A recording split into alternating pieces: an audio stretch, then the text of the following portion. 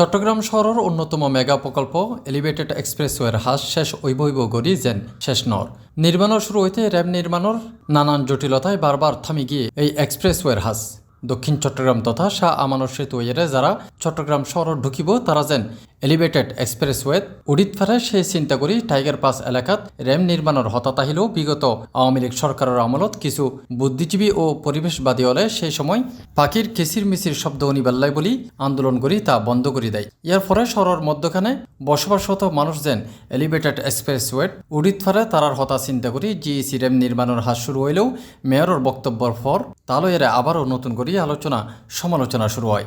একজন ব্যবসায়ীকে খুশি করার জন্য তার হোটেলের সামনে তার ব্যবসা ভালো হওয়ার জন্য একটা র্যাম্প সেখানে বসানোর পরিকল্পনা করা হয়েছে, এটা কোনো ক্রমেই আমরা হতে দিব না। তাহলে এখন প্রশ্ন তাহি যায় চট্টগ্রাম শহরের মানুষ হাজার হাজার কোটি টিয়া ব্যয়ে নির্মিত এলিভেটেড এক্সপ্রেসওয়েত কেন উঠিব? চসিক মেয়র নিজেও তার কার্যালয় হইতে বাইরে এরে এলিভেটেড এক্সপ্রেসওয়েত উঠতে গেলে তারা হয় 2 নং গেটর পরে র্যাম্প ওয়ারে ফ্লাইওভারত উডম ফুরিব অথবা মুরাদপুর ফারোয়ারে ফ্লাইওভারত উডম ফুরিব। কেননা জিইসি র্যাম নইলে এলিভেটেড এক্সপ্রেসওয়েত উডিবাল্লাই ইবেসার আর হনো বিকল্প পথ নাই। যদি ইয়ে নাই হয় তৈলে টানেলের মতো এক্সপ্রেসওয়ে কি সাদা হাতিতে পরিণত হইব?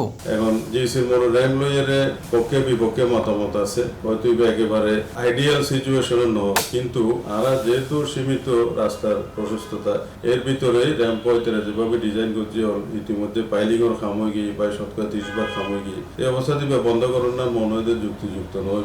এবং এই ব্যবহার এখন যে টানেল ধরুন টানেল ব্যবহার নয়, টানেল প্রতিদিন লস দেয় যে সরকারি করে কি তো বাংলাদেশের টিয়া এই ইন্দিতুন ব্যবহার যত বাড়িব এক্সপ্রেসওয়ে একই সাথে টানেলের ব্যবহারও বাড়িব। টানেলের মাধ্যমে মানুষ আনোয়ার বা কক্সবাজারে যে কর্ণফুলী ব্রিজের যে যানজট ইয়ান অ্যাভয়েড করি পারলে এখন বহুত জনে টানেল দিয়ে যাই আনোয়ারা দিয়ে কক্সবাজার রোডের টুটি যাবে।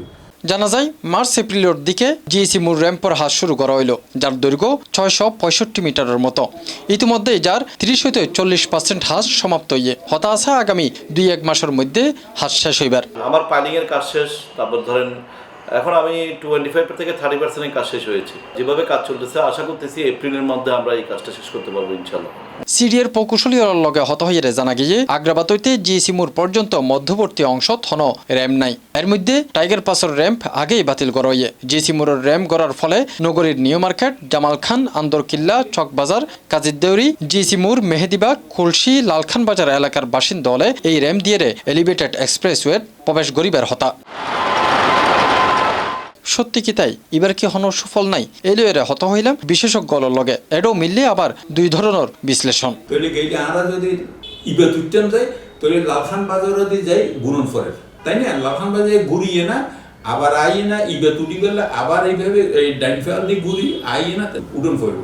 তার মানে আনতে ইয়তুন প্রায় 1 কিলোমিটারের বেশি আনতে জন ফরিব, আবার 1 কিলোমিটার আইন ফরের, মানে যদি আই উঠে ইয়ের মধ্যে এই যে ঘুরন ফরের ইয়তেই আবার জাম হইব, ইয়তুবা জামর সৃষ্টি হইব। ওয়াসাদি যারা যাইবই তারা কেউ ঘুরন ফরে ঘুরি আইন করি ঘুরি এইবার মধ্যে উঠন ফরে। তাহলে ওয়াসার মধ্যে জামর, লালখান বাজার জামর, এমএম আলীর রোডে যারা আইব ইকাত্তন আইন ইতার আল্লাহ। এখন এই এলিভেটেড এক্সপ্রেস ওয়ে যারা যাইব কত পার্সেন্ট যাইবই কিন্তু কোনো হিসাব নেই।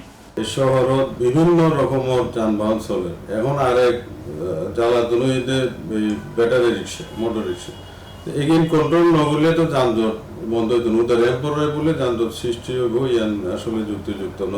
এটা ট্রাফিক নিয়ন্ত্রণ গ্রহণ করব, ট্রাফিক ব্যবস্থাপনা গ্রহণ করব, তাহলে যানজট থাকতো না। আসলে 120 ফিট রোড বা 80 ফিট রোডে তো যানজট হওয়ার কোনো কারণ নাই। বহুত দেশ আছে যেহেতু অর্ধেক রাস্তা লইয়ে কোনো যানজট নেই, তারা ব্যবস্থাপনার সমস্যা আছে। ব্যবস্থাপনা করলে অবশ্যই যানজট হইব, কিন্তু একখান সহনীয় পর্যায়ে থাকিব। তবে জিয়ান সুফল পাইব মানুষে এই র্যাম্পের কারণে, ইয়ানও তো অস্বীকার করিবার সুযোগ নেই। তাহলে দোনোয়ান মিলিয়ে এখান ব্যবস্থাপনা আলাদা করুন দরকার। এছাড়া তো র্যাম্প করিবার উপযুক্ত কোনো জায়গাও নেই সিডিএ জিইসি মোড়ে জায়গা ছাড়া। এখন যদি নয় তাহলে খুব সীমিত ব্যবহার হইব। এক্সপ্রেস যারা 2 নম্বর গেট বা বহদ্দার যাইরে উড়িদ ফারিব তারা ব্যবহার করিব, অন্যথায় আর ব্যবহার করিবার কোনো সুযোগই নাই। তবে এবং এই সীমিত ব্যবহার 1000 কোটি টাকার প্রকল্প তাহলে বানানো নেই উচিত হয়ে গিয়ে আর এখন ভাবিবার বিষয়ে।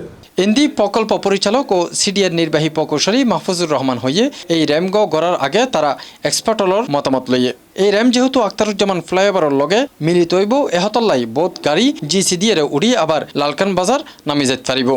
ব্লুসুম গার্ডেনের ওইখান থেকে শুরু হয়ে গিয়ে এটা বাবা স্কুলের সামনে গিয়ে এটা মুরাদপুর ফ্লাইওভারের সাথে মিলিত হবে।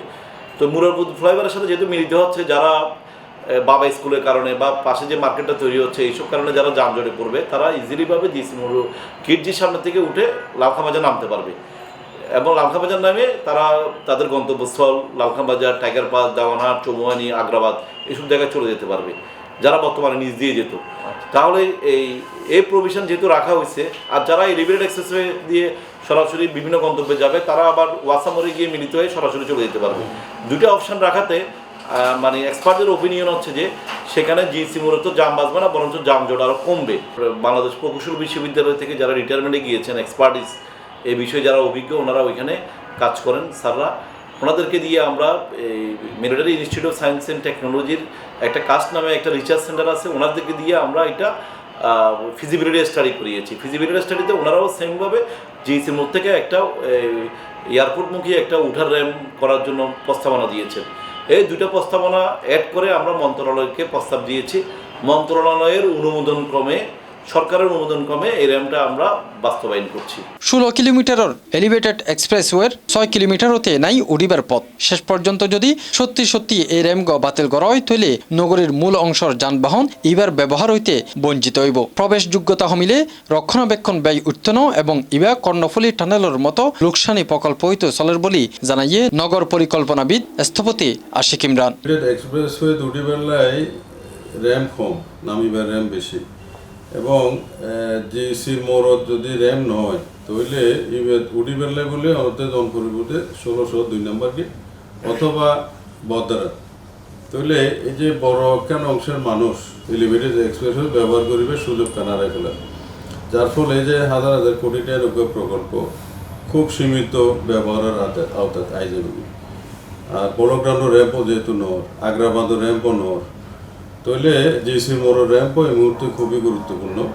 ইবে কুলসি, জাকির হোসেন রোড, লোহিত চক বাজার, পাঁচলাই সহ, দেওয়ান বাজার সহ সমস্ত মানুষরে এই র্যাম্পও সার্ভ করব।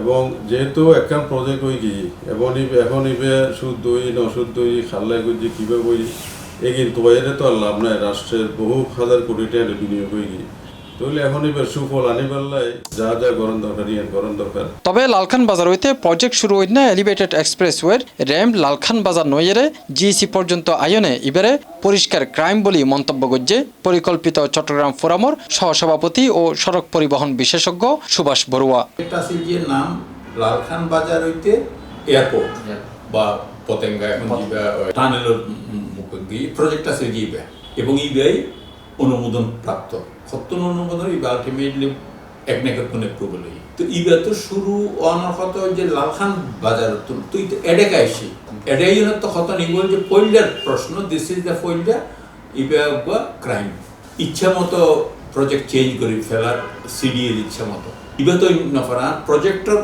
শুরু মানে নাম্য কি শুরু তো অন আসিল যে লালখান বাজার তো তুই এডেকে আনে এই তারা ওই যে সিডি এবং তেরারে যারা ইয়া করে ইউন ব্যাংক বলছে তেরা তখনও প্রজ্ঞা নাই, সার্টিফিকেট আছে প্রজ্ঞা থাকলে তুই নয়তো যে কেউ তো কইলেই তো ফইলেই তুই তারারে এই একান অফেন্সের প্রতি তার বিরুদ্ধে তো কে কেস করে তো তোরা কে তুন এডে আইন নসিবে এডে আইনটি এখন যেভাবে তেরা 600 কোটি টাকা খরচ হয় ইউন খাটি ইউন তাঁরা টিয়া জনগণের টিয়া তো এইভাবে অন্য দেশত খরচ করি নফারে। যতদিন দেশ থাকবে ভূমিকম্পে ভাঙি পড়তো না ততদিন এই জনগণ কষ্ট থাকবে।